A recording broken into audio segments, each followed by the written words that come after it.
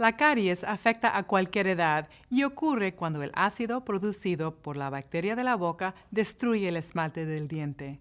Esto ocurre al dejar alimentos azucarados, como refrescos, dulces y hasta leche en los dientes.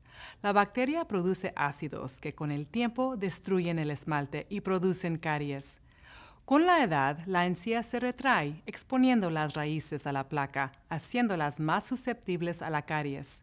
Prevenga la caries. Cepíllese 2 veces al día, use el hilo dental a diario y visite a su dentista con regularidad. Además, limite comer entre comidas y aliméntese con una dieta balanceada.